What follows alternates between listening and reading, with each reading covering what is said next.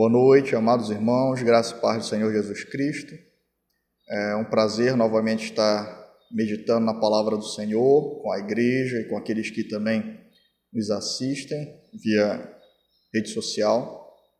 Nós hoje iremos dar continuidade à nossa exposição em 1 Tessalonicenses. Vamos abrir então nossas Bíblias na primeira epístola de Paulo aos Tessalonicenses. Vamos ler do versículo 7 ao 10 do capítulo 1, Epístola de Paulo aos Tessalonicenses, capítulo 1, do versículo 7 ao 10, dando continuidade ainda na meditação sobre a igreja de Tessalônica como uma igreja modelo. Vamos ler então, amados, em reverência, devoção, atentando ao texto. A palavra do Senhor, ela nos demanda reverência. De maneira que fostes exemplo para todos os fiéis na Macedônia e Acaia, porque por vós soou a palavra do Senhor, não somente na Macedônia e Acaia, mas também em todos os lugares a vossa fé para com Deus se espalhou, de tal maneira que já dela não temos necessidade de falar coisa alguma, porque eles mesmos anunciam de nós qual a entrada que tivemos para convosco, e como dos ídolos vos convertestes a Deus para servir o Deus vivo e verdadeiro, e esperar dos céus a seu Filho, a quem ressuscitou dentre os mortos, a saber, Jesus, que nos livra da ira futura. Vamos ao nosso Senhor em oração.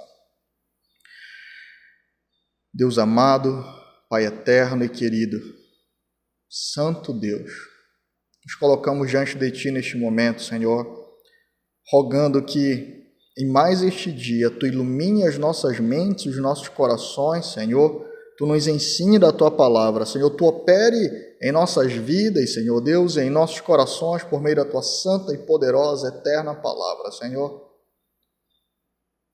Age, Senhor, trazendo libertação, age, Senhor Deus, trazendo conversão, santidade ao Teu povo, que Tu grave cada uma dessas verdades, de maneira que nós não somente venhamos a ouvi-las de maneira negligente, Senhor, mas como Tu nos exorta por meio da epístola de Tiago, que nós possamos ser operosos praticantes, Senhor Deus. Que Tua palavra confronte os nossos corações e nos conduza a uma vida mais plena de santidade, Senhor Deus, diante de Ti. É o que nós pedimos em Cristo, Te agradecemos. Amém e amém. Queridos, então nós vimos na pregação passada que a igreja de Tessalônica ela é apresentada por Paulo como uma igreja que é exemplo, uma igreja que estava operando a sua fé, que estava vivendo de maneira prática, experiencial a questão do amor, e uma igreja que também vivia todas as áreas, todos os aspectos da sua vida na esperança do Senhor Jesus Cristo, nas promessas dele, naquilo que ele garantiu, ou seja, o evangelho havia penetrado o coração daqueles irmãos, é isso que Paulo diz, que todo aquilo que eles estavam experimentando, a santidade, o poder, o testemunho, é porque eles haviam ouvido e recebido a palavra de Deus em seus corações, e portanto, nós vimos ali o Espírito operando com poder. Paulo diz, olha, eu não fui até vocês com marketing, eu não fui até vocês com algum programa novo, não. Eu cheguei, preguei a palavra. E como eu tenho certeza, eu tenho a consciência em paz diante de Deus de que eu anunciei a palavra do Senhor a vocês e vocês receberam a palavra, então é perceptível que a fé de vocês é genuína. Ela não é uma fé fingida, ela não é uma fé que está fundamentada em uma espécie de artifício, mas na palavra do Senhor, que é o poder do Espírito, de forma que vocês se alegram em meio à tribulação. Hoje nós vamos dar continuidade, então, a analisar essa igreja que é modelo, apresentada como modelo e exemplo aqui, observando, então, que essa recepção da palavra de ouvido e de coração, ela estava conduzindo os Tessalonicenses a viverem de maneira tão intensa e submissa à palavra, que essa palavra era ouvida por meio da boca deles, ela era vista na vida deles, e ela também era confiada no coração deles. Esses são os 3 pontos que nós vamos tratar hoje. Portanto, primeiramente, Paulo diz aqui no versículo 7, de maneira que fostes exemplo para todos os fiéis na Macedônia e Acaia. ou seja, os irmãos da Macedônia e Acaia estavam sendo encorajados a viver uma vida mais plena de santidade em observar a maneira como os tessalonicenses eram submissos e amavam a palavra de Deus. Nós já introduzimos na pregação passada que esse era o coração e a explicação de todo o poder que aqueles irmãos estavam experimentando. E no versículo 8, Paulo diz então que a palavra soava por meio da boca dos tessalonicenses, aonde quer que eles fossem. Versículo 8.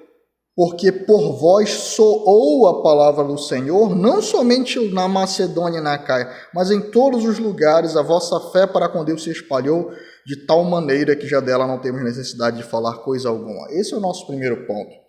Os tessalonicenses eles receberam a palavra de maneira tão viva que uma das marcas de um coração que recebe de maneira genuína a palavra do Senhor é ressoar essa palavra. A palavra que é empregada aqui, esse verbo, que aqui está sendo traduzida por soou, na verdade, ele aponta para a expressão reverberar. É como se eles fossem ecos da palavra que eles haviam recebido de Paulo. Eles estavam passando ela à frente. Onde quer que eles iam, a palavra do Senhor era ouvida da boca deles. E aqui nós temos, então, uma lição real do que é o evangelismo. Muitas pessoas eles pensam que evangelismo está ligado a métodos, programas, cartazes, mas o evangelismo ele é algo muito mais vivo e muito mais real. Hoje em dia, há algumas denominações e algumas igrejas, elas ensinam que se você uma vez por mês se envolver em um programa evangelístico que ocorre uma vez por mês, e às vezes não está ligado ao evangelho, está ligado a fazer alguma obra social apenas, você pode descansar a sua consciência porque você é um grande evangelista. Isso é mentira. Isso é mentira. O evangelismo ele é algo muito mais vivo e natural para o crente. É isso que Paulo está nos ensinando aqui. Evangelismo é ter a palavra de Deus soando, ressoando, reverberando da boca do crente em qualquer lugar que ele esteja. Observem que o texto não está nos apontando para missões. Não está. O foco dele não é esse. Ele não está nos levando a entender que a igreja de Tessalônica ela estava enviando pessoas para Acaia, para Macedônia e para as outras regiões. Isso faz parte do compromisso da igreja com o evangelho. Missões precisam ser feitas. E o modo bíblico de fazer missões é enviar um missionário submisso à igreja local para plantar outra igreja. Esse é o modo bíblico de fazer missões. Mas o foco aqui é algo muito mais intenso nos membros da igreja de Tessalônica. A forma que está sendo argumentada no texto é que aonde aqueles membros iam, aonde a igreja se deslocava, e a igreja vai aonde os seus membros vão, porque nós somos a igreja local, a palavra de Deus era ouvida. Nos seus negócios, na escola, no lidar com as outras pessoas, o que saía da boca dos tessalonicenses era aquilo do que o coração deles estava cheio, a palavra de Deus. Isso é evangelismo.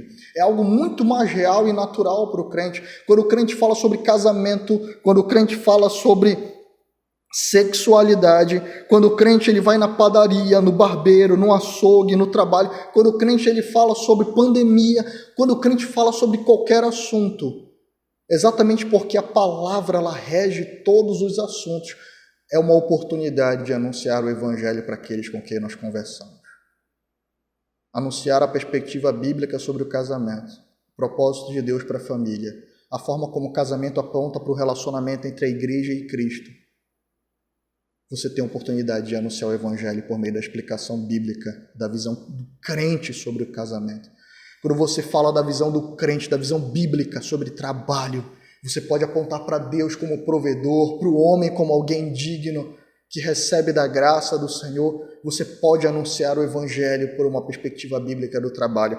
É exatamente isso que Paulo está dizendo, que aonde os tessalonicenses eles estavam, a palavra ressoava da boca deles.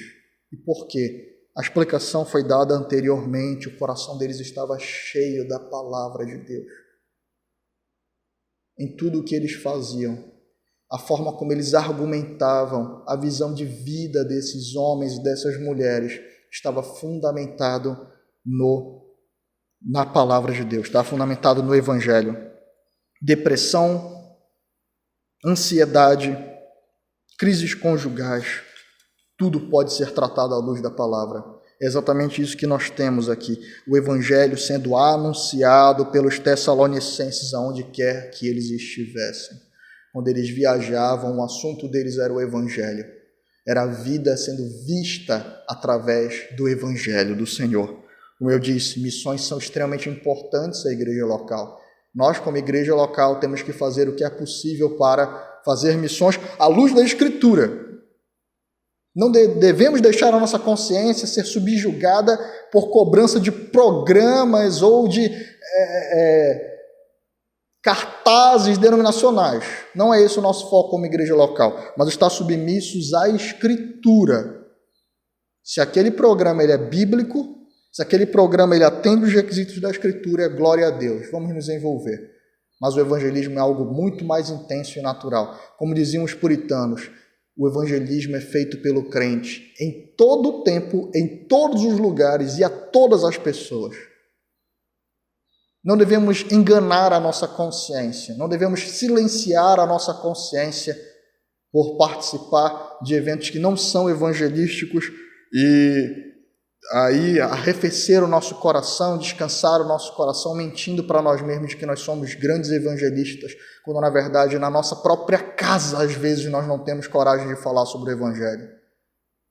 Quando na verdade para os nossos próprios irmãos descrentes, quando na verdade para os nossos próprios parentes descrentes, que estão todo dia conosco, nós falamos sobre várias coisas com eles, coisas que na verdade às vezes são inúteis e fúteis, e nós não anunciamos o evangelho.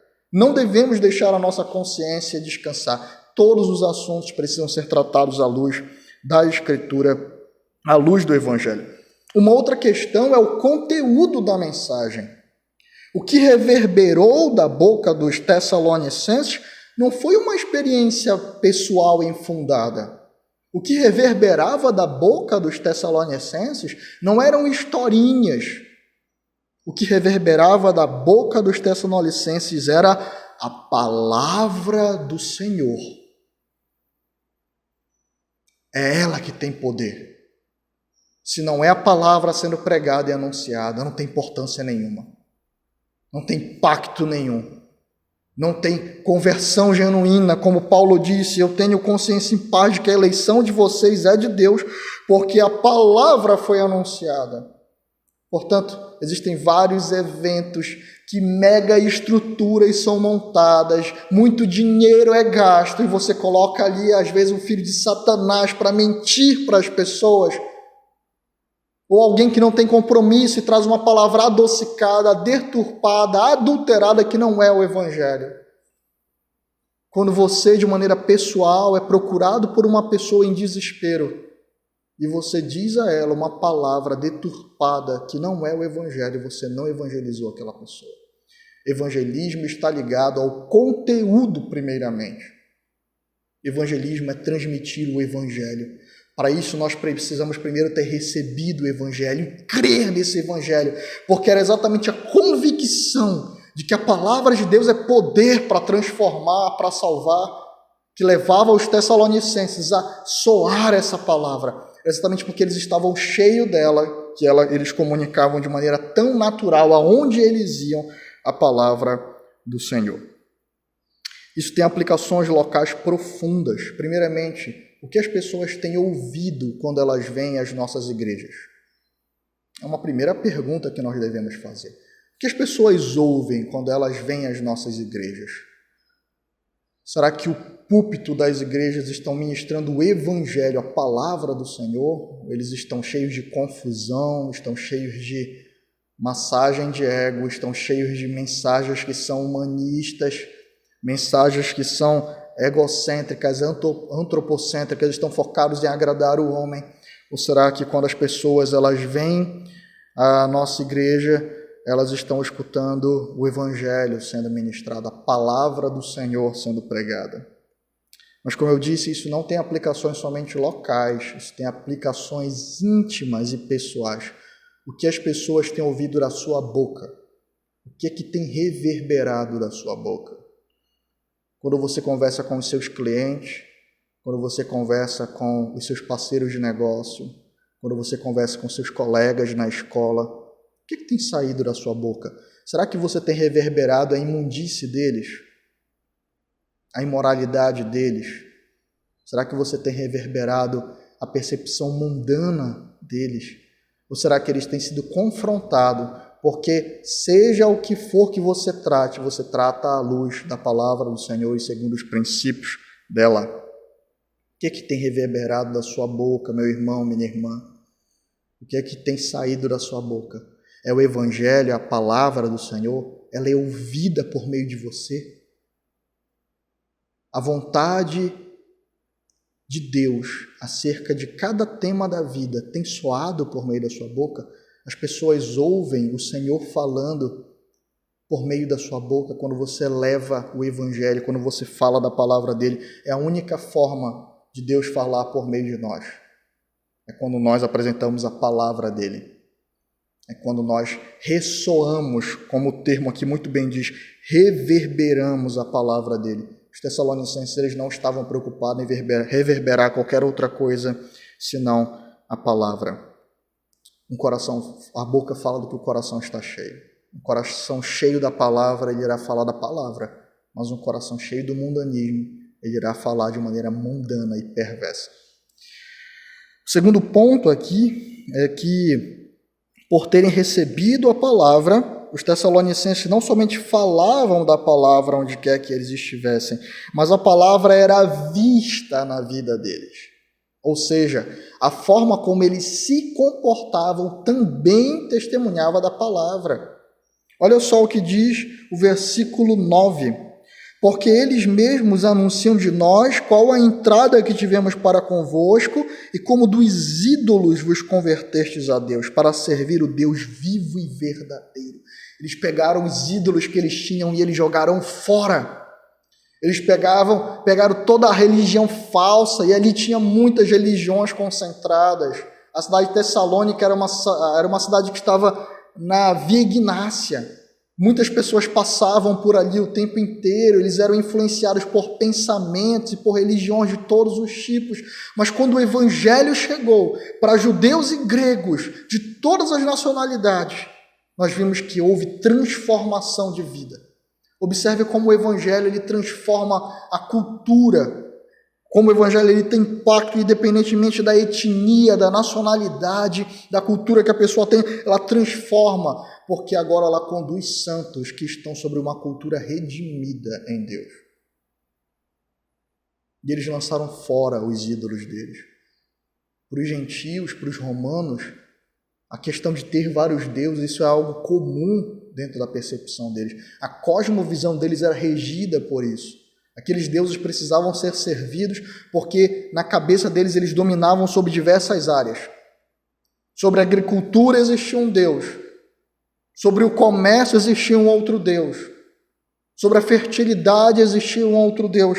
Mas eles jogaram todos os ídolos fora e eles se voltaram para Deus. E aqui Paulo diz para servir, ou seja, estarem agora em fidelidade, em serviço, em devoção, pertencendo a um Deus que é vivo e verdadeiro. Ou seja, eles disseram, tudo depende de ti, Senhor, portanto eu vou viver para te agradar, eu sou teu servo.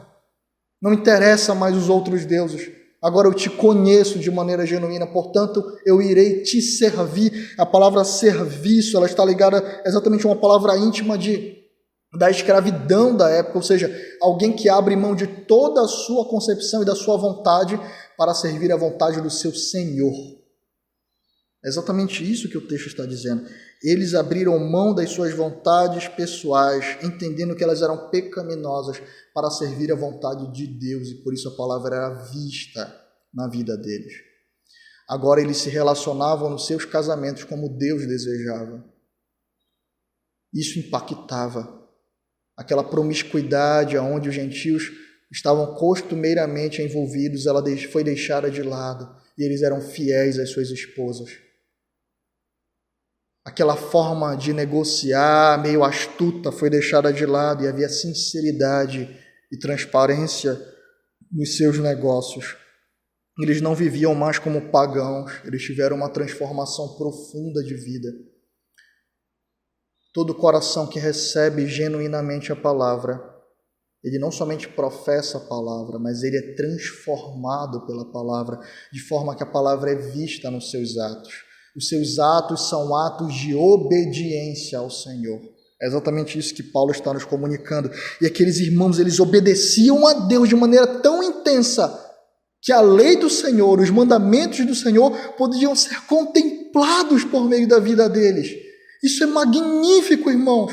A vida daqueles homens eram pregações vivas, porque eles estavam obedecendo e mostrando qual é a vontade de Deus para todas as áreas da vida. E como isso é pleno, como isso é puro, como isso é belo. As pessoas eram impactadas por isso. Algumas pessoas colocam o nome de Deus na frente de tudo nos dias de hoje, mas vivem de maneira ímpia e perversa. Isso não é prova de um coração genuinamente convertido. Falar sobre Deus o tempo inteiro, colocar o nome de Deus na frente de tudo, de maneira imprudente, quebrando inclusive o mandamento do Senhor sobre não tomar o seu nome em vão. Algumas pessoas acham que por falarem muito Jesus, por falarem muito Deus, por falarem muito o nome do Senhor, elas são genuinamente cristãs. Isso é falso. A sua vida testemunha de onde de fato está depositado o seu coração. A religião deles não era uma religião somente de profissão. Era uma religião que professava a palavra de Deus, mas que também pregava a palavra de Deus por meio da vida e dos atos. A palavra de Deus era vista na vida dos Tessalonicenses. A palavra de Deus é vista na sua vida. A lei do Senhor, os mandamentos do Senhor, eles são vistos por meio da sua vida. A forma como o casamento ele é concebido por Deus é visto no seu casamento. Seu casamento ele testemunha da vontade de Deus para o casamento. A criação dos seus filhos testemunha da vontade de Deus para a criação de filhos. Quando as pessoas olham você criando os seus filhos, elas são chocadas porque é diferente. E, na verdade, o que está sendo visto ali é a submissão a Deus com relação à criação de filhos. As pessoas veem a palavra do Senhor nos seus negócios. As pessoas veem as palavras do Senhor na sua vida. A sua vida é uma vida de submissão à palavra de Deus. De forma que quando as pessoas contemplam você, elas são impactadas porque a palavra do Senhor está presente ali, por meio da submissão e da devoção à vontade de Deus. Um coração genuinamente convertido, ele é transformado, de maneira que agora nós somos servos do Senhor. Abdicamos das nossas vontades e da nossa percepção pagã de vida, e agora a nossa mente e o nosso coração são transformados pela palavra de Deus, de maneira que nós falamos dela, porque ela domina a nossa mente e o nosso coração, e nós vivemos ela, porque ela mostra que o nosso coração está submisso e entregue totalmente a Deus. Por fim, era uma igreja que confiava na palavra. É por isso que a palavra ela era ouvida da boca deles e ela era vista, porque eles tinham plena convicção de que a palavra do Senhor ela é perfeita, ela é pura, ela é imutável, ela é genuína, ela não será derrubada, ela está além de toda a minha concepção caída, ela está além de toda a minha vontade caída. Ela é boa e perfeita, eu não, meu coração não. Quando nós olhamos para o versículo 10, isso fica ainda mais destacado para nós. Olha o que o versículo 10 diz. Esperar dos céus a seu Filho, a quem ressuscitou dentre os mortos, a saber, Jesus que nos livra da ira futura. Eles confiavam tanto na palavra do Senhor, que eles estavam vivendo de maneira santa e anunciando a palavra do Senhor de maneira santa, por causa da convicção de que o Cristo que os salvou estava vindo para buscá-los. Isso impacta a vida do crente. Isso nos leva a viver de maneira excelente, sabendo que sempre nós estamos à beira do nosso destino eterno. Nós precisamos ter uma visão peregrina, irmãos. Uma visão de que nós não pertencemos a este mundo, que nós estamos caminhando para a nossa pátria celestial e de que nosso Senhor vem nos buscar a ela. de que o nosso Senhor ele está vindo para trazer juízo sobre a terra, mas para buscar o seu povo, congregar o seu povo de todos os cantos da terra e inserir o seu povo na eternidade com ele. E eles então trabalhavam e viviam com excelência por santa a vinda do Senhor Jesus e esperar dos céus, ou seja, vivendo e pregando de maneira santa, falando de maneira santa, porque eu estou esperando Cristo vir dos céus, a doutrina da esperança do retorno de Cristo. Ela era visto na vida dos Tessalonicenses. Eles viviam a vida dele, toda a vida deles, à luz dessa doutrina. Não somente dessa doutrina, é claro, tanto que nós vemos aqui trabalho zeloso, tanto que nós vemos aqui uma pregação genuína, tanto que nós vemos aqui santidade. Então, eles viviam e relacionavam todas as doutrinas do Evangelho na sua vida. Eu creio que isso é um problema hoje. Nós temos dois extremos com relação à doutrina do retorno do nosso Senhor Jesus Cristo, da parousia. Alguns vivem as suas vidas ignorando algumas doutrinas e isso produz deformidade na fé. Existem alguns que eles desprezam a esperança da vinda de Cristo e por isso têm se tornado crentes carnais, materialistas, crentes que não olham para a eternidade e que estão muito ocupados com as coisas desse mundo, se é que são crentes de fato. O outro extremo são pessoas que tentam viver a vida deles somente à luz desta única doutrina, do retorno de Cristo. Isso aconteceu entre os Tessalonicenses, tanto que alguns deixaram de trabalhar, alguns começaram a vacilar com relação à forma como deveriam viver de maneira excelente, como provedores do seu lar. Isso vai ser tratado de maneira ainda mais específica na segunda epístola. Mas quando nós vivemos a nossa vida à luz de uma única doutrina, nós temos a nossa vida sendo deformada. Mas quando nós vivemos a nossa vida à luz de outras doutrinas e nós escolhemos algumas que nós não queremos que participem da nossa vida, a nossa vida também será deformada. O Senhor está nos chamando para viver todo o Evangelho.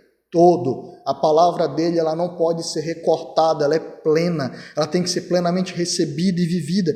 E os Tessalonicenses estavam experimentando aqui, esses irmãos que Paulo está relatando, eles estavam experimentando de poder, porque nós vemos aqui a doutrina da Trindade regendo aquela igreja, nós vemos a doutrina da santidade, do dever, da devoção ao Senhor, do serviço e do senhorio de Cristo. Nós vemos diversas doutrinas e em meio a todas elas nós temos a doutrina do retorno de Cristo. E é por isso que aqueles irmãos viviam a sua vida de maneira excelente, porque eles estavam preocupados em viver à luz de toda a palavra. Alguns pais da igreja disseram de maneira muito sábia que quando você comete a heresia de um homem chamado Marcião, de recortar a palavra de Deus, aquilo que você quer dela, você está criando uma outra religião para si. Além de estar sendo submetido à maldição do Senhor, aqueles que fazem isso com a sua palavra. Deus nos guarde, meus irmãos, Deus nos guarde de desprezar porções da palavra dele, de eleger outras como genuínas, como tem sido ensinado por diversos hereges nos dias de hoje. De que a palavra não é a palavra de Deus, ela contém, e aí você seleciona o que você acha mais nítido e mais adequado à sua percepção errada e deturpada de Deus e de Cristo. Toda a palavra do Senhor precisa ser contemplada, crida e vivida, para que nós possamos experimentar de poder. Nenhuma doutrina deve ser desprezada. E esses homens e mulheres, eles confiavam plenamente em toda a palavra de Deus. Portanto, enquanto eles esperavam Cristo voltar nos céus, eles também viviam de maneira santa e poderosa, pregando e vivendo a palavra do Senhor. Eles confiavam de maneira integral na palavra do nosso Deus.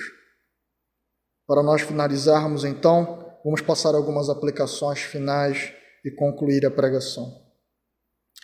Primeiramente, como nós vimos, o que as pessoas ouvem e veem quando visitam a nossa igreja? Será que elas ouvem e veem o Evangelho? Entendam uma coisa, se do púlpito o Evangelho não é anunciado, elas não ouvem o Evangelho. Isso é juízo e condenação para nós.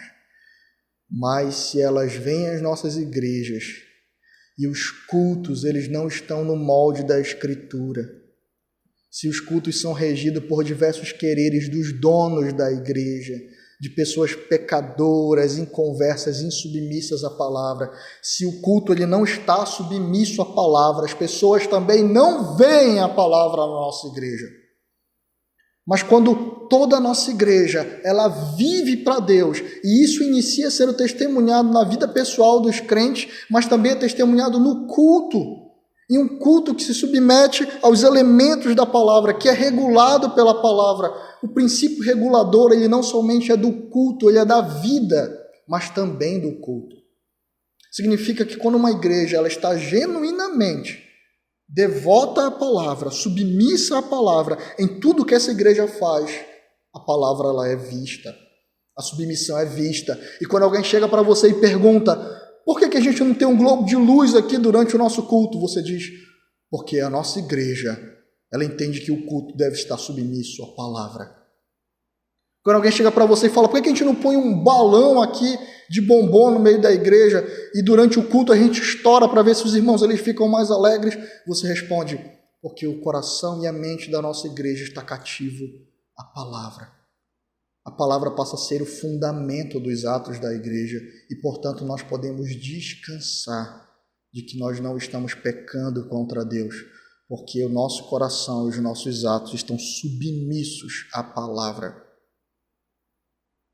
O que as pessoas têm visto quando eles vêm à nossa igreja? O que as pessoas têm contemplado?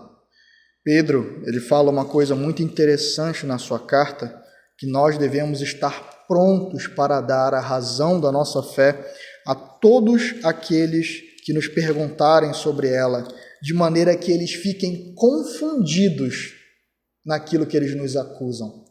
De maneira mansa, de maneira reta, santa, firme, de maneira que eles sejam confundidos no que nos acusam. Eles podem nos acusar de várias coisas, mas quando a palavra é aberta e a verdade é estabelecida, só quem se envergonha é eles diante de Deus. Porque os nossos atos têm fundamento na palavra. Que os homens falem, a igreja deve viver para o Senhor e para agradar o Senhor.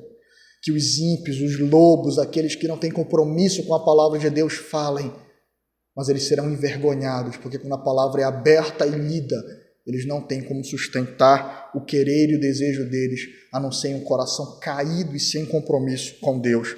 Portanto, amados, que na nossa igreja o Senhor possa ser pregado e visto nos nossos atos de submissão.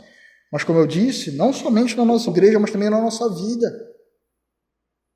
A palavra do Senhor tem sido ouvida da sua boca e tem sido vista na sua vida como crente.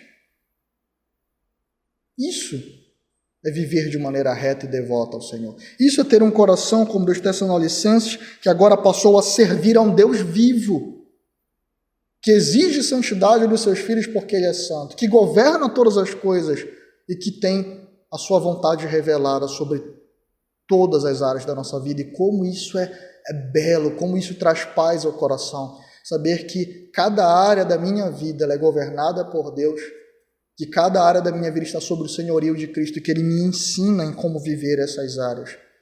Porque eu posso descansar quando eu estou em submissão à palavra dEle. A segunda aplicação diz respeito ao testemunho da nossa fé. Observem uma coisa. O texto diz que a fé dos Tessalonicenses estava sendo testemunhada pelos fiéis das outras regiões. Isso aqui é algo muito importante. A igreja tem testemunho de outras igrejas compromissadas com Deus acerca da sua fé? Ou será que ela está em uma rede de perversão? A igreja tem testemunho de pessoas que têm um coração compromissado com a fé? Você se importa com os testemunhos dos seus irmãos acerca da sua fé? É isso que Paulo está querendo nos ensinar. O testemunho da igreja de Cristo, ela é muito importante. O primeiro testemunho que nós recebemos acerca da nossa conversão vem primeiramente da palavra. Mas o Senhor também usa a igreja de Cristo para testemunhar dessa palavra na sua vida. Os seus irmãos da sua igreja local têm testemunhado da sua fé porque é quem vive com você. é quem convive com você, é quem sabe de fato como é que você tem vivido a sua vida cristã. A sua família, a sua esposa, os seus filhos, os crentes que estão ao seu redor, eles testemunham da genuinidade da sua fé? Aqui nós temos os Tessalonicenses recebendo o testemunho local, nacional, a Macedônia e a Acaia, a região onde eles estavam ali inseridos, a cidade de Tessalônica, e também internacional, dos irmãos que estavam ao redor. Você tem se preocupado com o testemunho da igreja acerca da sua fé? Acerca da sua vida? O que seus irmãos têm falado para você? Considere o testemunho dos irmãos. O testemunho dos irmãos, ele é extremamente importante. O testemunho dos irmãos, ele confirma a fé. Isso nos leva a pensar em como a doutrina da membresia e da disciplina elas são importantes. Quando a igreja ela recebe um membro, ela não está recebendo uma estatística, ela não está recebendo um número frio e impessoal, ela está dizendo que mais uma ovelha vem sido somar aquele aprisco, que a fé daquela pessoa é genuína. Portanto, nós como igreja precisamos ter cuidado com quem nós aceitamos no nosso aprisco. Nós devemos ter cuidado com quem nós colocamos para dentro, porque quando nós fazemos isso, nós estamos nos utilizando da autoridade que Deus deu à igreja, que Cristo conferiu à igreja, da responsabilidade de ligar na terra o que deve estar sendo ligado no céu, de testemunhar na terra o que está sendo testemunhado no céu. E como eu sei do que está sendo testemunhado no céu? Por meio da Escritura. Se a Escritura testemunha que a fé de alguém é genuína, a igreja não pode desprezar aquela fé, ela também deve reconhecer como genuína. Mas se a testemunha da Escritura é contrária àquela fé, a igreja não tem permissão de Deus para dizer o contrário, porque ela emite um juízo de Cristo sobre aquela vida. E nós somos embaixadores de Cristo, nada mais do que isso. Quando a Escritura, que é a palavra de Cristo, testemunha contrária a uma fé, nós não temos autorização como igreja para colocá-lo para dentro. Isso diz respeito à disciplina também. Quando a igreja, de maneira triste, de maneira dolorosa, ela percebe que alguém não vive mais a vida cristã de maneira genuína, que na verdade tudo aquilo foi um engodo, que ele enganou os santos por ser astuto, como o Senhor prevê a possibilidade. A igreja tem a obrigação de testemunhar. Nós não reconhecemos você como crente, porque a palavra não dá testemunho de você, e nós estamos submissos à palavra. A terceira aplicação, também uma aplicação eclesiológica e pessoal. A nossa vida e a nossa igreja ela tem sido desenvolvida à luz de todas as doutrinas do Evangelho, inclusive sobre a doutrina tão negligenciada do retorno de Cristo? Ou será que nós temos elegido partes da Escritura que nós gostamos e por isso estamos nos tornando crentes deformados? Nós não temos também a autorização de Deus para fazer isso. Um coração que crê, crer integralmente ou não crê.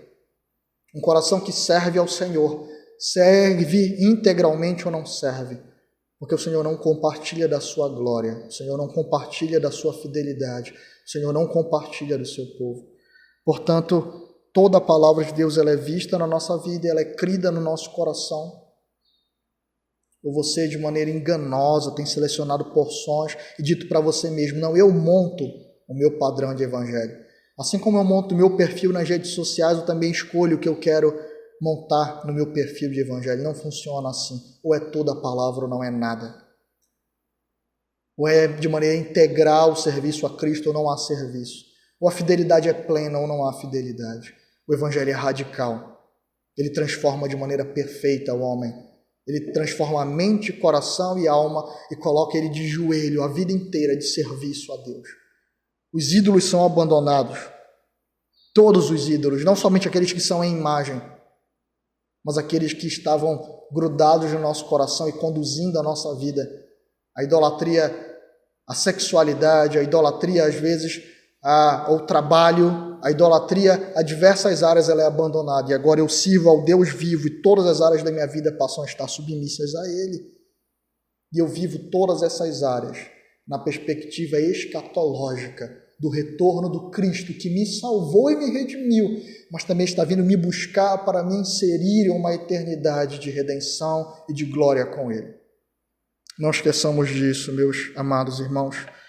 Por fim, nós vemos que o crente ele é transformado, ele é sustentado para toda a eternidade pelas promessas do Senhor que serão cumpridas. A esperança é um elemento da vida do crente.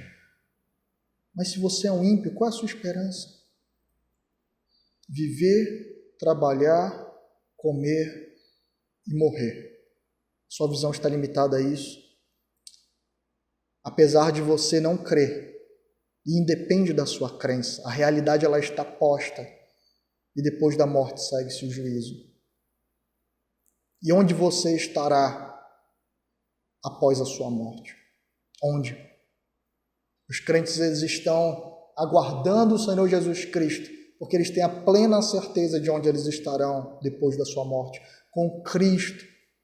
Mas onde você estará depois da sua morte? Se você não está em Cristo, a certeza é que você estará em condenação eterna. Não há esperança, não há redenção, só o que é a condenação e o fluxo contínuo para onde o pecado já estava lhe conduzindo. Portanto, rompa com isso. Clame o nome do Senhor Jesus Cristo, diz: Senhor, também transforma a minha vida. Retira os ídolos do meu coração, a podridão, de maneira que a tua palavra ela possa ser conhecida, crida, ressoada por meio da minha boca e da minha vida, e eu possa viver agora, tendo a plena certeza de que eu pertenço ao Cristo que me redimiu e que virá me buscar e me inserir para toda a eternidade de glória e de honra junto com o povo dele. Corra para Cristo, que sustenta os seus pés, a mão do Deus a quem você está em oposição, e quando ela for retirada para causar juízo, só o que restará é condenação e dor, justa condenação, por causa da sua rebeldia e da sua revolta, porque você ainda, contrariamente ao que aconteceu com os Tessalonicenses, prefere viver a sua vida não servindo a um Deus vivo e verdadeiro, mas a ídolos que não podem socorrê-lo, que não irão sustentá-lo, que são falsos e que por isso não podem trazer esperança e redenção a você. Fuja para Cristo, porque Ele é o Deus vivo e verdadeiro. Vamos ao Senhor em oração. Senhor Deus, Pai amado e querido, Deus eterno e santo, te agradecemos, Senhor Deus, pela Tua palavra. Te agradecemos, ó Senhor, porque Tu nos geraste por meio da Tua palavra, Senhor. Tu nos geraste, Senhor Deus, pelo Evangelho que aqui é apresentado, Senhor. Tu conduziste os nossos corações a contemplar a Cristo, nosso Senhor, Pai, por meio da Tua palavra. Aqui nós conseguimos ver, Senhor Deus, a Tua vontade, o Teu ato de redenção e de misericórdia em Cristo, Senhor. Como Tu transforma, Senhor Deus, a nossa vida da podridão, Senhor Deus, para a luz. Como Tu agora transforma a nossa língua, o nosso falar, o nosso viver, Senhor, de maneira que a Tua vontade, a Tua pureza é vista através do Teu povo. Senhor, ainda de maneira imperfeita, Senhor Deus, falha, mas ainda assim é vista, Senhor. É o nosso padrão, a nossa regra. Tu transformou, Pai, o coração dos crentes. Te agradecemos por isso. E nós estamos, Senhor Deus, em uma esperança eterna do retorno do nosso Senhor. Glória seja dada ao Teu santo nome pelo Senhor Jesus Cristo. Porque nele, ó Deus, nós estamos redimidos, inseridos em um pacto eterno contigo pelo sangue dele. Suplicamos por aqueles que ainda não creem no Teu Filho, Senhor, redime. Redime, Senhor. Quebranta, transforma, arranca o coração de pedra, Senhor. Coloca o coração de carne, traz vida, Senhor Deus, aos ossos secos. Nós suplicamos por meio da pregação da Tua palavra, do anúncio do Evangelho do Teu Filho, Senhor. E aos crentes, guarda, Senhor Deus, cada verdade que nós ouvimos aqui, de maneira que nós estejamos preocupados com a Tua palavra, Pai, com a Tua palavra, não o que os homens maus dizem, Senhor, não o que os perversos, aqueles que têm interesses próprios, Senhor Deus, que querem ser satisfeitos dos seus egos, querem da igreja, mas que a nossa igreja olhe para a Tua palavra e esteja submissa a ela, porque a nossa consciência estará em paz diante de Ti, Senhor. E nós experimentaremos de sustento, graça e poder. É o que nós te pedimos no nome santo de Cristo. Desde já te agradecemos, Senhor. Amém e amém.